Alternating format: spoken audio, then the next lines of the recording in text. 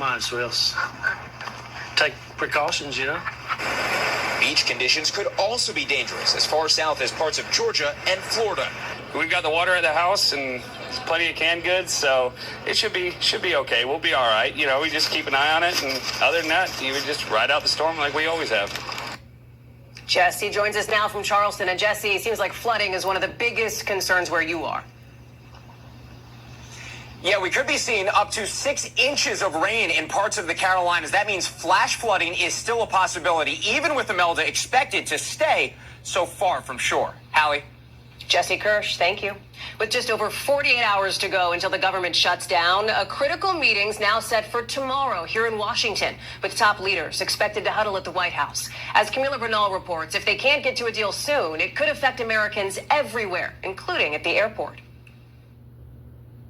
With President Trump telling NBC News a government shutdown is in fact a possibility. He's expected to meet the top 4 congressional leaders tomorrow at the White House. What the Democrats have done here is take the federal government as a hostage. God forbid the Republicans shut the government down. We'll see on Monday.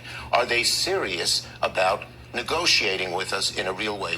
Finger pointing in Washington, while beyond the Capitol, everyday workers bracing for impact. During a shutdown, the morale is awful.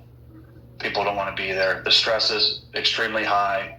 Dave Dimas is a correctional officer at a high-security federal prison in northeastern Pennsylvania. He plans to take out a loan if Washington can't agree. My plan for my family is just to keep the same routine every day. We have dance class, we have piano, we have gymnastics.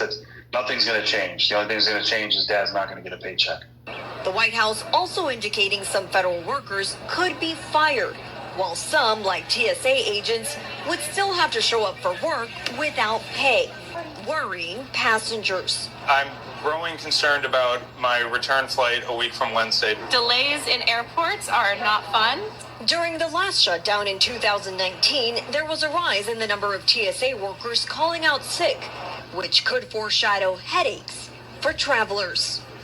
And it's not just potential TSA delays. Air traffic controllers are also considered essential government employees who would have to show up for work without pay. Hallie?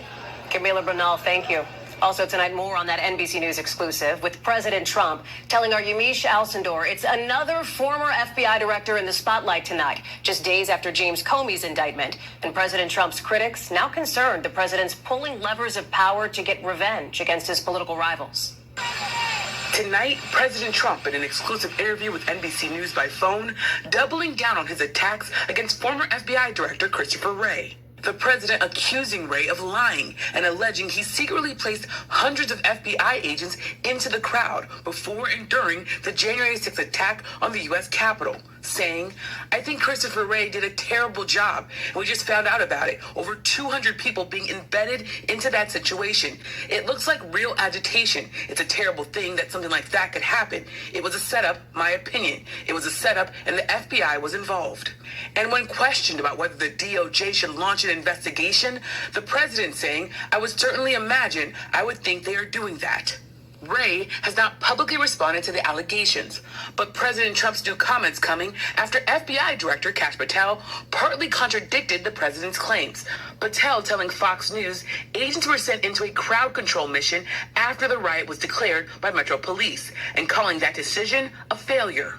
But tonight, a senior former FBI official with knowledge of the Bureau's actions that day called President Trump and Patel's claims untrue and said no FBI agents were embedded or assigned to crowd control that day.